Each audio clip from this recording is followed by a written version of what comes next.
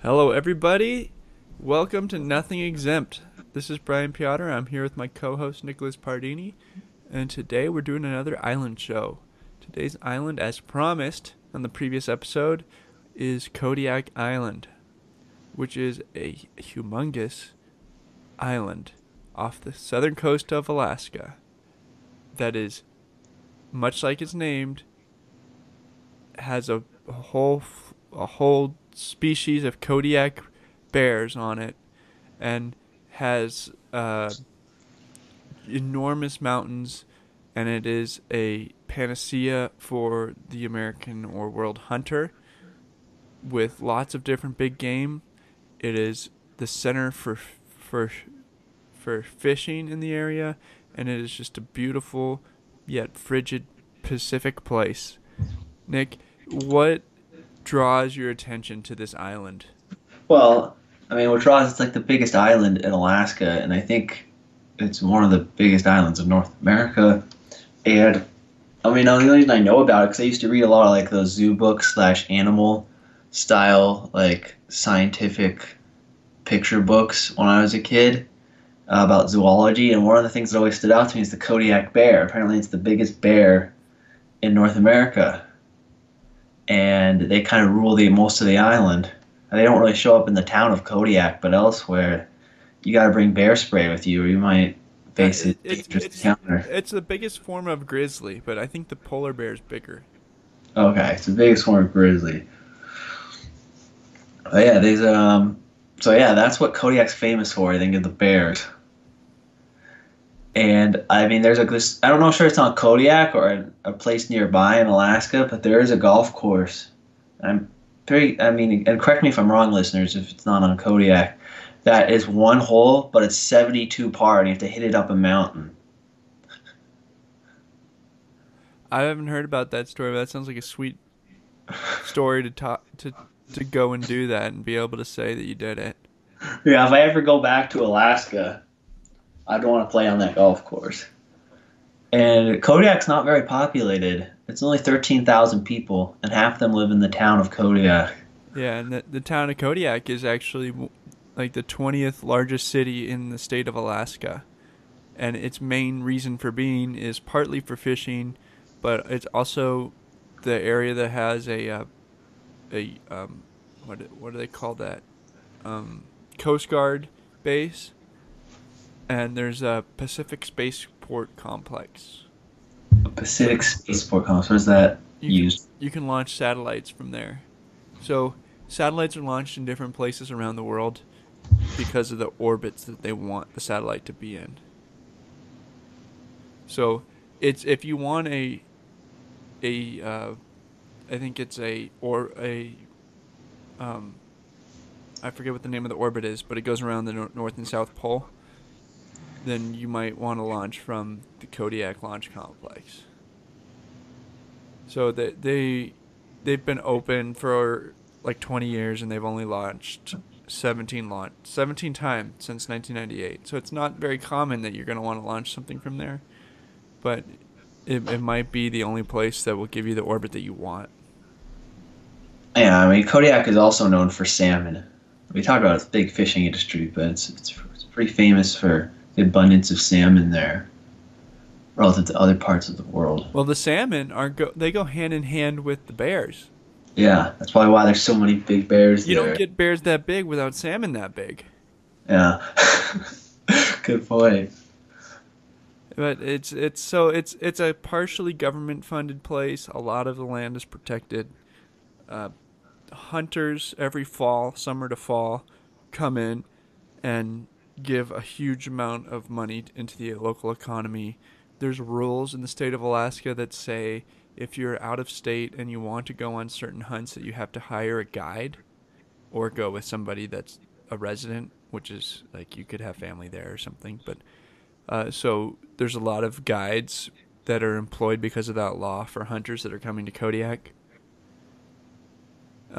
Fishing, hunting, and government services. That sums up what people do on the island. Yeah, and it's not a very warm place. Like the average high in the warmest month of the year, which is August, is 61 degrees Fahrenheit or 16 Celsius. And in the winter, the average low is not as bad as other parts of Alaska, but it's still pretty cold in the low 20s. Yeah, well, it's an island, so it's like every other island we talk about. It's moderated by the sea around it. So it's a cold sea. It can still have ice and sea ice, but it's moderated by that ocean. So in the summer it can't get that hot, and in the winter it can't get that cold compared to inland areas.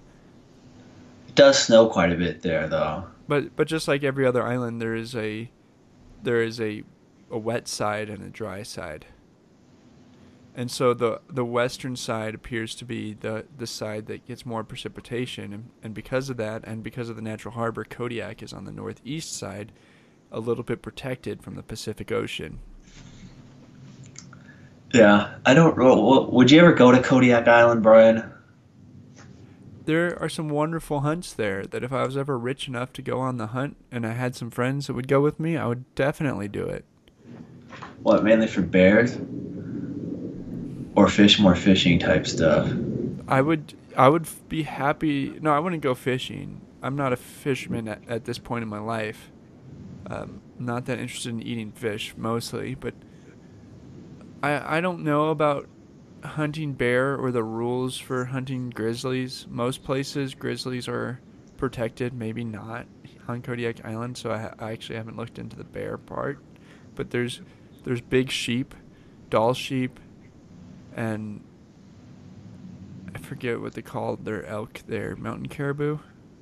There's lots of different things to hunt on Kodiak Island. I would go for almost any of it. Just to have this rugged story where you're going to fly in on a small plane, which if I see how I actually get there, it's $1,000 round trip on Alaskan Airlines with a stop in Seattle and then another stop in Anchorage. I can do it cheaper if yeah, okay, so if I take the worst flight for the cheapest amount of money, it's $800. Oh, it's almost just flying to Europe. Well, it is about as much as flying to Europe now.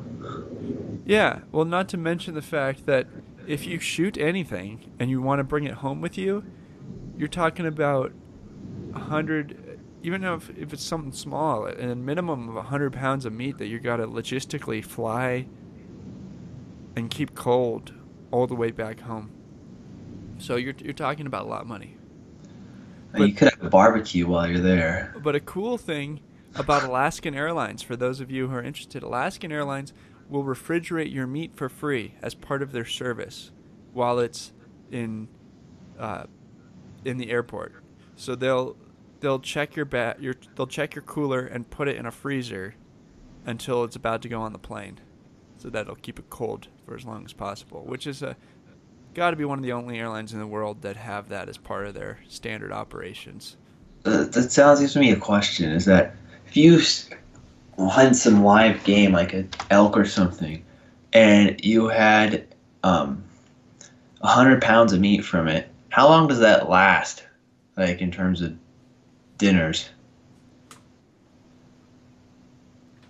If you have like a portion of 1 pound, a portion which would be 16 ounces, which would be more than the average person. I'd say like if you're doing tacos or something, you're going to use 8 ounces a person.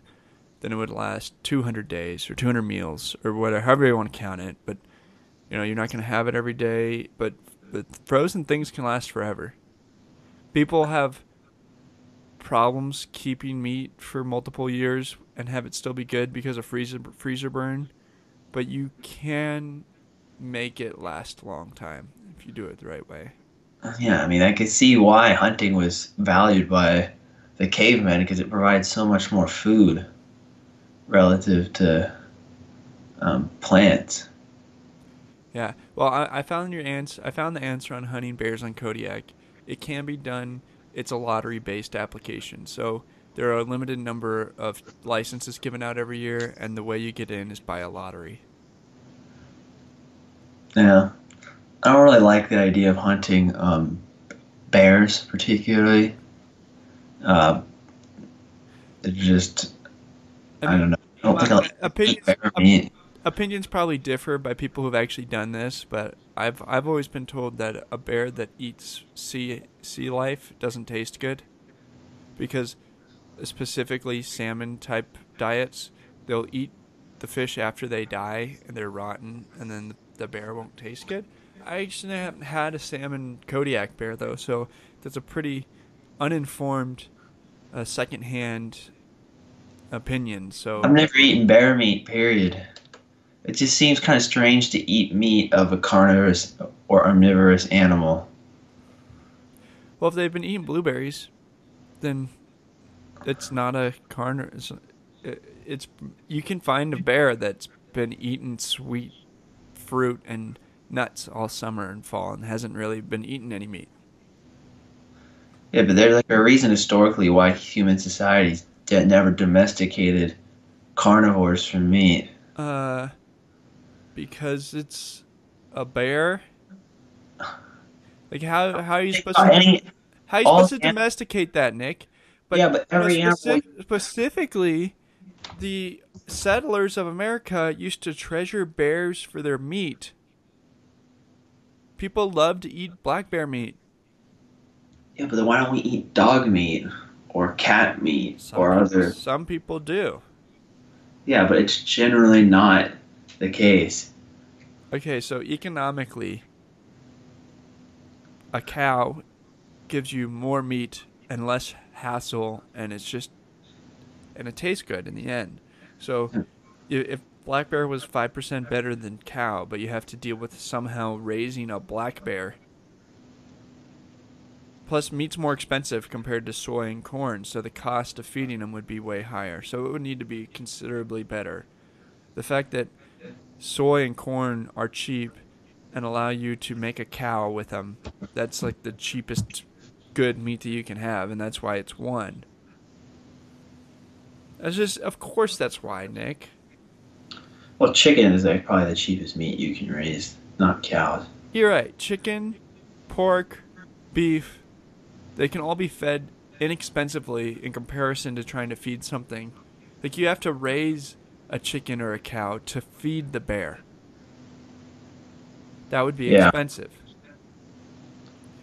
So looking at the different options, actual hunting and but wouldn't range. there be like a few wealthy people who would go to restaurants and eat bear meat? Yeah, let's do it, Nick. Let's start our own bear farm. I'm on board. Let's figure out where it's legal. You come up with the funds. We can be the only ones in the world to do it. There are places that sell elk meat and other wild game meat sounding things, but in the United States, it's not legal to sell game meat like something that you hunted.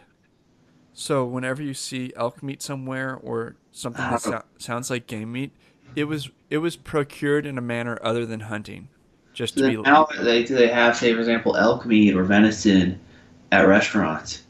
You can, yeah. There's elk meat in. They advertise elk meat in Colorado all over the place. In at Broncos games, they sell elk sauce.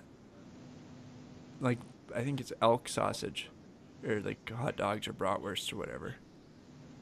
But that can't be hunted and then sold. So it wasn't procured in that way. I don't know if there's an elk farm somewhere. It probably is. Yeah, it's some other way. Private land. There's some rule about how they get it, but you can't hunt and then sell the meat. Then it's true if you hunt, you can't sell that meat to anybody. You can trade it or give it to them. Oh, I don't know. Trading's probably its That's, own gray that's area. a sale. Yeah, Okay. so you Well, I can basically understand why that's the case because then that encourages poaching. right, whatever. It's the government, man. They made their rules. But I think that rule actually makes some sense. Because So otherwise, let's get back to the island. If you wanted to go there for hunting or fishing, there's lots of fish. It's probably the same as most of the Pacific, including crabbing. But hunting, there's brown bear, Sitka, black tail deer, and lots of different birds, including ducks. And then there's the type of elk there is called Roosevelt elk, like Teddy Roosevelt. And then there's mountain goats, but those are special draws. Like you have to win the lottery. So, in other words, you can spend a ton of money and have a crazy experience flying out to Kodiak Island, staying in a mountain lodge with all these bears, going out hunting. It sounds like fun to me. Would you ever do that, Nick? Probably not. I don't really see myself going back to Alaska for a while until I have a family of my own to go show Alaska. Maybe I include Kodiak as a stop. But yeah, I mean, I'm not a hunter like you are. I mean, I would like to try hunting sometime in the future, but Kodiak is probably not the place I would go for my first rodeo.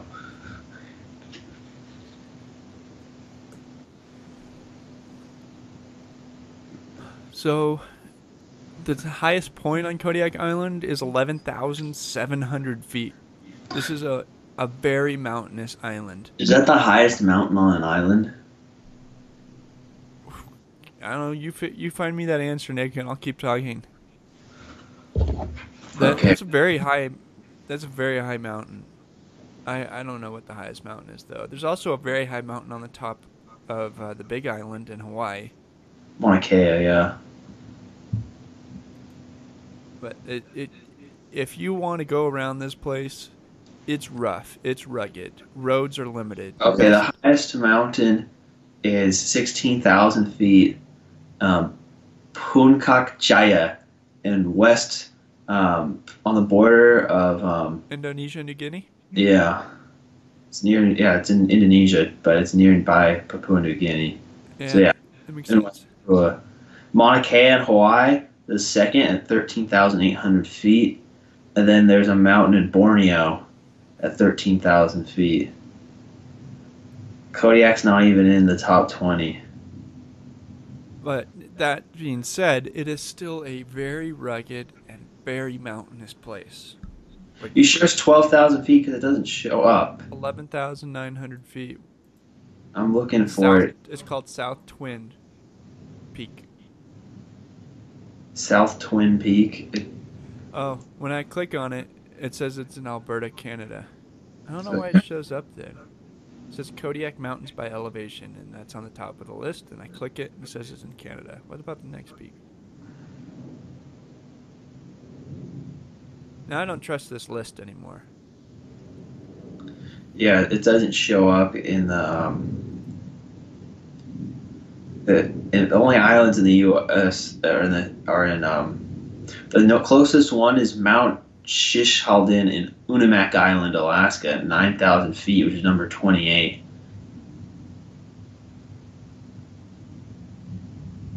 So, yeah. Anyways, it doesn't change any of the facts about it being a very rugged place. So if you want to get around the island, you're not going to be able to do it with very many roads. Your best chances are to take a boat. And if you can't take a boat, take a plane. That sounds like Alaska generally. Yeah, it's true about Alaska generally, but it's especially true about this island.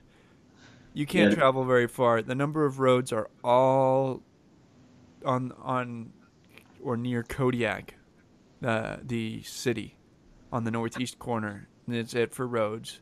Yeah, most of Alaska is not connected entirely by road. You have to fly or take a boat. And you often in the wintertime can't even take a boat to a lot of cities in Alaska. It's very remote living out there.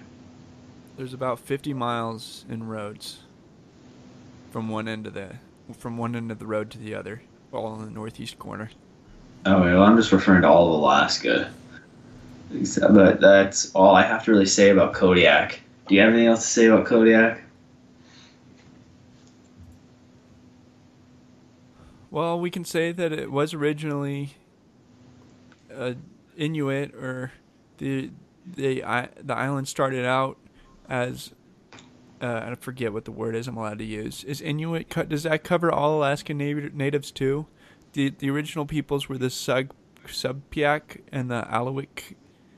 Yeah, I mean, Inuit is generally refers to what also people refer to as Eskimo, like those northern Native American tribes in Alaska and Greenland and northern Canada, but you could also just call them Native Alaskans if you're not sure if Yeah. all of them So really then hunt. the Russians show up, 1700s, late 1700s. They put up the Orthodox Russian Church, and then they start killing otters until otters are almost extinct. That's basically what the Russians did everywhere on the coasts of Alaska when they had Alaska, and they didn't travel that far inland anywhere.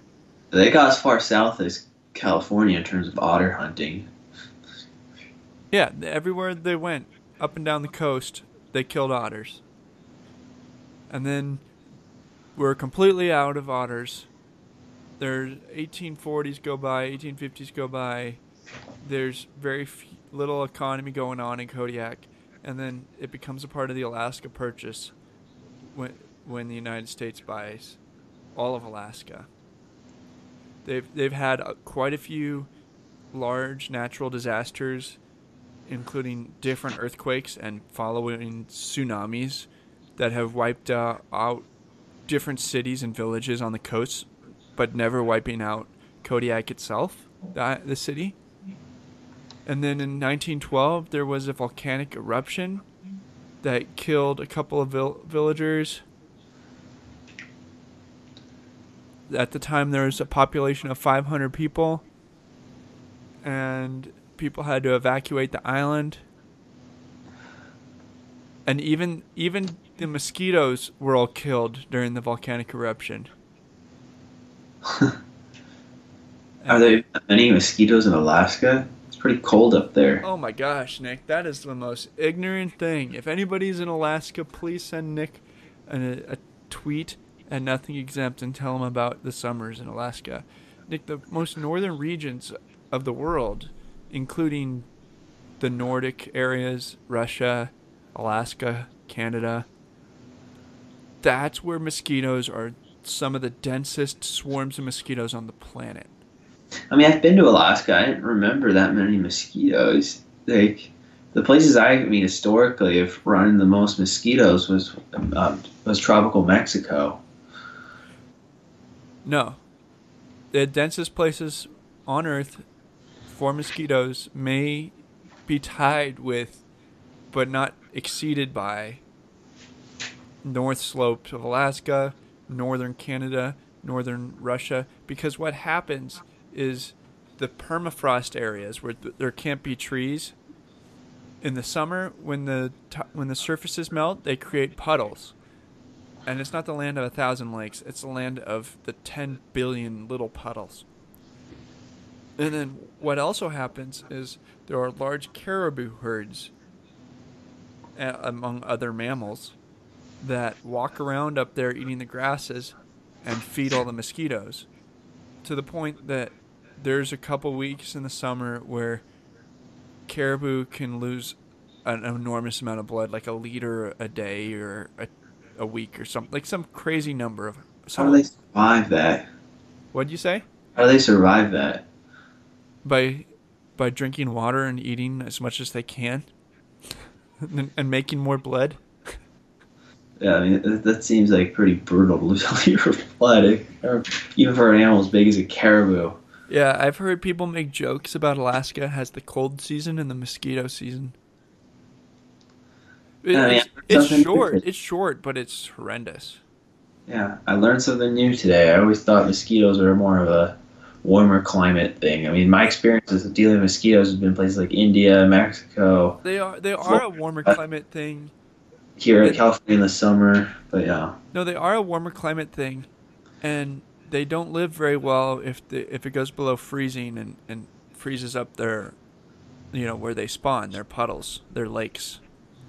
yeah. But then how come we don't see mosquitoes in places that doesn't snow in the winter, like during the winter time, like in California, for example? Well, they do have mosquitoes in California, but mosquitoes need water. And so there are mosquito problems even in Orange County, but it's connected to access to places to live next to mammals that are out in the open. So if it's all concrete and there's very little places for water to puddle up, then you're not going to have a lot of mosquitoes. And don't forget that California is a desert climate, or near desert, and if you go east at all, it's a desert. Mosquitoes don't live where there's no water. So that's it, Nick. That's why you don't see it all the time there. Seattle, I bet has a ton of mosquitoes in summer, but I'm not an expert on Seattle, and if you go around the different locations in the world, I can't tell you. But like Minnesota is known for the state bird being mosquitoes, and they're very far north. The state bird is a mosquito? Yeah. A joke. It's like a serious joke. Oh, man. I'm surprised the thing that I'm learning about is the range of mosquitoes on a podcast about Kodiak Island. Yeah, as far as Kodiak Island goes, because it's so close to the Pacific like this, and it doesn't get that warm in general, I'm assuming the density of mosquitoes isn't as bad as further north, but I would be very interested to learn because right here it says all the mosquitoes were killed by the volcanic eruption. Oh, yeah, okay.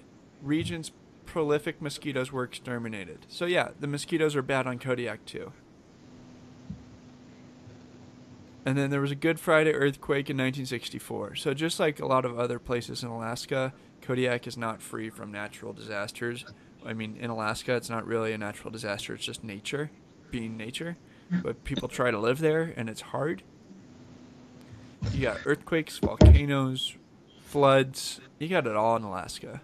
Giant snowstorms in the middle of summer. You can get anything. We'll wrap it up at that. If you'd like to contact us, you can email us at Nick or Brian at nothingexempt.com.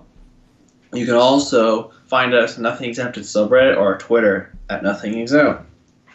Now, for our next island show, we're going to do Cuba. Oh, really? Is this the way you're informing me, Nick? Yeah. Okay. Well, I'm glad you told me now. It'll give me a chance to read up on Cuba and know a little bit more going into that show. But anyways, guys, Merry Christmas.